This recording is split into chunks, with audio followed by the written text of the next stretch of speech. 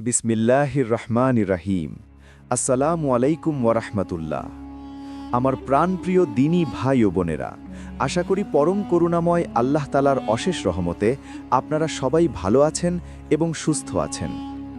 ইসলামের সঠিক জ্ঞান এবং অনুপ্রেরণামূলক ভিডিওগুলো নিয়মিত সবার আগে পেতে আমাদের ইশরাক স্টুডিওর সাথেই থাকুন। আর আমাদের এই প্রচেষ্টা যদি আপনাদের ভালো লেগে থাকে তবে একটি লাইক দিয়ে আমাদের উৎসাহিত করুন। আপনাদের সুন্দর মতামত কমেন্টে জানান এবং ভিডিওটি শেয়ার করে অন্যের কাছে দিনের আলো পৌঁছে দিতে আমাদের সাহায্য করুন। তো চলুন আর দেরি না করে শুরু করি আমাদের আজকের মূল আলোচনা। জিন জাতি মহান আল্লাহর এক বিস্ময়কর সৃষ্টি। আমাদের এই পৃথিবীতেই তাদের বসবাস, অথচ আমাদের দৃষ্টিসীমার সম্পূর্ণ বাইরে। আগুনের তৈরি এই রহস্যময় জাতি প্রচণ্ড শক্তিশালী এবং দ্রুতগতি সম্পন্ন। যুগে যুগে মানুষের মনে একটি প্রশ্ন বারবার উকি দিয়েছে, এই অদৃশ্য এবং শক্তিশালী জিন জাতিকে কি কখনো মানুষের বশে আনা সম্ভব হয়েছিল? ইসলামের ইতিহাস এবং পবিত্র কুরআন আমাদের জানায়, হ্যাঁ, সম্ভব হয়েছিল। তবে পৃথিবীর ইতিহাসে মাত্র একজন মানুষের কাছেই এই অসীম ক্ষমতা দেওয়া হয়েছিল। তিনি হলেন মহান আল্লাহর প্রেরিত নবী হযরত সুলাইমান আলাইহিসসালাম। আজকের এই পর্বে আমরা পবিত্র কুরআন এবং সহিহ হাদিসের আলোকে জানব জিন জাতির ওপর হযরত সুলাইমান আলাইহিসসালামের সেই অবিশ্বাস্য কর্তৃত্বের রোমাঞ্চকর ইতিহাস। হযরত সুলাইমান আলাইহিসসালাম ছিলেন নবী দাউদ আলাইহিসসালামের পুত্র। আল্লাহ তাআলা তাকে এমন এক বিশাল সাম্রাজ্য দান করেছিলেন যা পৃথিবীর ইতিহাসে আর কোনো রাজাকে দেওয়া হয়নি। কিন্তু এই বিশাল ক্ষমতার শুরুটা হয়েছিল একটি বিশেষ দুয়ার মাধ্যমে। পবিত্র কুরআনের সূরা সোয়াদের ৩৫ নম্বর আয়াতে আল্লাহ তাআলা সুলাইমান আলাইহিসসালামের সেই দুয়ার কথা উল্লেখ করেছেন। তিনি বলেছিলেন, হে আমার পালনকর্তা, আমাকে ক্ষমা করুন এবং আমাকে এমন এক রাজত্ব দান করুন যা আমার পরে আর কেউ লাভ করতে পারবে না। নিশ্চয়ই আপনি পরম দাতা। মহান আল্লাহ তার প্রিয় নবীর এই দোয়া কবুল করেছিলেন। আল্লাহ তাআলা তাকে শুধু মানুষের ওপর নয়, বরং জিন, পশু পাখি এবং বাতাসের ওপরও নিরঙ্কুশ রাজত্ব দান করেছিলেন। সূরা সোয়াদের ৩৭ এবং ৩৮ নম্বর আয়াতে আল্লাহ বলেন, আমি তার অধীন করে দিলাম জিনদেরকে, যারা ছিল প্রাসাদ নির্মাণকারী এবং ডুবুরি। আরও অনেক জিনকে তার অধীন করে দিলাম, যারা শৃঙ্খলে আবদ্ধ থাকত। সুলাইমান আলাইহিসসালামের নির্দেশে জিনেরা অকল্পনীয় সব কাজ করত। তাদের শক্তি এবং সক্ষমতা ছিল মানুষের চেয়ে বহু গুণ বেশি। পবিত্র কুরআনের সূরা সাবায়ের ১২ এবং ১৩ নম্বর আয়াতে আল্লাহ তাআলা জিনদের কাজের চমৎকার বিবরণ দিয়েছেন। আল্লাহ বলেন, জিনদের মধ্যে একদল তার পালনকর্তার হুকুমে তার সামনে কাজ করত। তাদের মধ্যে যে আমার নির্দেশ অমান্য করত, আমি তাকে জ্বলন্ত অগ্নির স্বাদ আস্বাদন করাতাম। তারা সুলাইমানের ইচ্ছানুযায়ী দুর্গ, ভাস্কর্য, হাউজের মতো বিশাল গামলা এবং চুল্লির ওপর স্থাপিত বিশাল ডেকচি নির্মাণ করত। একটু কল্পনা করুন সেই দৃশ্য। পাহাড়ের মতো বিশাল সব জিন, কেউ সাগরের গভীর তলদেশ থেকে মহামূল্যবান মুক্তা তুলে আনছে, কেউ বিশাল বিশাল পাথর কেটে আকাশচুম্বী দুর্গ বানাচ্ছে, আবার কেউ বা এমন সব বিশাল পাত্র তৈরি করছে যা পাহাড়ের মতো স্থির।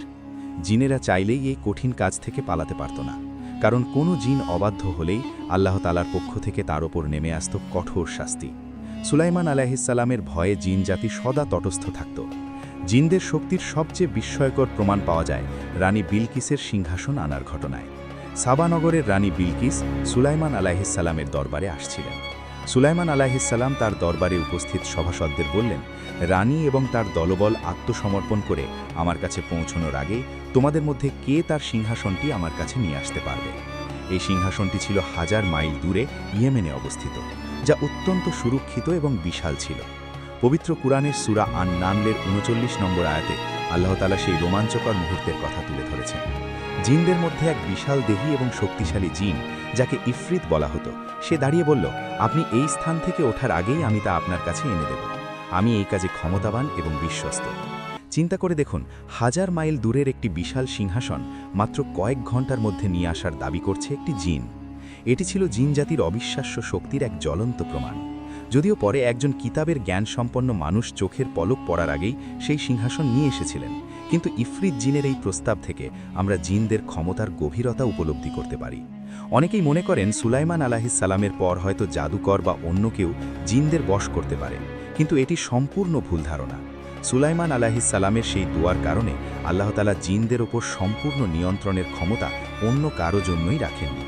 এর সবচেয়ে বড় প্রমাণ পাওয়া যায় আমাদের প্রিয় নবী হযরত মুহাম্মদ সাল্লাল্লাহু আলাইহি ওয়াসাল্লামের জীবনের একটি ঘটনা থেকে। সহি বুখারী এবং সহি মুসলিম শরীফে একটি অত্যন্ত গুরুত্বপূর্ণ হাদিস বর্ণিত হয়েছে। রাসূলুল্লাহ সাল্লাল্লাহু আলাইহি ওয়াসাল্লাম একবার নামাজ পড়ছিলেন। হঠাৎ একটি শক্তিশালী অবাধ্য জিন বা শয়তান তার সামনে এসে তার নামাজ নষ্ট করার চেষ্টা করল। আল্লাহর রাসূল সাল্লাল্লাহু আলাইহি ওয়াসাল্লাম সেই জিনটিকে ধরে ফেললেন। তিনি বলেন, আল্লাহর কসম, আমি শক্ত করে ধরেছিলাম এবং আমি চেয়েছিলাম তাকে মসজিদের খুঁটির সাথে বেঁধে রাখতে, যাতে মদিনার মানুষেরা সকালে তাকে দেখতে পারে। কিন্তু তখন আমার ভাই সুলাইমানের সেই দোয়ার কথা মনে পড়ে গেল, যেখানে তিনি বলেছিলেন, হে আমার পালনকর্তা, আমাকে এমন রাজত্ব দিন যা আমার পরে আর কাউকে দেবেন না। নিশ্চয়ই আপনি পরম দাতা। এই সহিহ হাদিসটি আমাদের পরিষ্কারভাবে জানিয়ে দেয়, স্বয়ং বিশ্বনবী সাল্লাল্লাহু আলাইহি ওয়াসাল্লাম সুলাইমান আলাইহিস সালামের দোয়ার প্রতি সম্মান দেখিয়ে জিনকে বন্দী করে রাখেননি। তাই বর্তমান যুগে যারা জিন বশ করার বা জিন দিয়ে কাজ করানোর দাবি করে, তারা মূলত মানুষকে ধোঁকা দেয় এবং জাদুর মতো হারাম কাজের আশ্রয় নেয়। জিনদের ওপর সুলাইমান আলাইহিস সালামের এই বিশাল রাজত্বের সমাপ্তি হয়েছিল অত্যন্ত বিস্ময়করভাবে। এই ঘটনাটি প্রমাণ করে যে জিনেরা গায়েব বা অদৃশ্য বিষয়ে কোনো জ্ঞান রাখে না। পবিত্র কুরআনের সূরা সাবায়ের 14 নম্বর আয়াতে আল্লাহ তাআলা সুলাইমান আলাইহিস সালামের মৃত্যুর সেই অবাক করা দৃশ্য বর্ণনা করেছেন। সুলাইমান আলাইহিস সালাম তার একটি লাঠিতে ভর করে দাঁড়িয়েছিলেন। জিনেরা তার দিকে সামনে কঠোর পরিশ্রমে মগ্ন ছিল। তারা ভাবছিল রাজা তাদের দিকে তাকিয়ে আছেন, কিন্তু বাস্তবে আল্লাহ তাআলা সুলাইমান আলাইহিস সালামের মৃত্যু ঘটিয়েছিলেন। তিনি লাঠিতে ভর করে মৃত অবস্থায় দাঁড়িয়েছিলেন। দিন যায়, মাস যায়, জিনেরা ভয়ে কাজ করেই যাচ্ছে। তারা ঘুণাক্ষরেও টের পায়নি যে তাদের রাজা আর বেঁচে নেই। অবশেষে আল্লাহ তাআলার হুকুমে একটি উই পোকা সুলাইমান আলাইহিস সালামের সেই লাঠিটির ভিতরটা খেয়ে ফেলে। লাঠিটি দুর্বল হয়ে ভেঙে পড়ে এবং সুলাইমান আলাইহিস সালাম মাটিতে লুটিয়ে পড়েন। তখন জিনেরা বুঝতে পারল যে তিনি অনেক আগেই মারা গেছেন। আল্লাহ তাআলা কুরআনে বলেন, তখন জিনেরা বুঝতে পারল যদি তারা গায়েব জানত, তাহলে এই লাঞ্ছনাদায়ক শাস্তির মধ্যে তাদের আবদ্ধ থাকতে হতো না। মহান আল্লাহর এই নিখুঁত ফায়সালা থেকে আমাদের জন্য রয়েছে বিশাল শিক্ষা।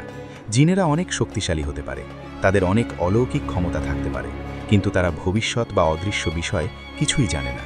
গায়েবের খবর একমাত্র আল্লাহ তাআলাই জানেন। জিন জাতির উপর সুলাইমান আলাইহিস সালামের এই একছত্র আধিপত্য মূলত মহান আল্লাহরই অসীম ক্ষমতার এক নিদর্শন মাত্র। তিনি যাকে ইচ্ছা ক্ষমতা দেন, আবার যার কাছ থেকে ইচ্ছা তা ছিনিয়ে নেন। মানুষ হিসেবে আমাদের উচিত জাদুটোনা বা জিন সাধনার মতো বিভ্রান্তিকর পথে না গিয়ে সব অবস্থায় একমাত্র মহান আল্লাহর কাছেই সাহায্য প্রার্থনা করা, কারণ আকাশ ও জমিনের সমস্ত বাহিনী একমাত্র তাঁরই অধীন। আল্লাহ তাআলা আমাদের সবাইকে কুরআন ও সুন্নাহর সঠিক জ্ঞান অর্জন করার এবং শিরক ও কুসংস্কার থেকে বেঁচে থাকার তৌফিক দান করুন। আমিন।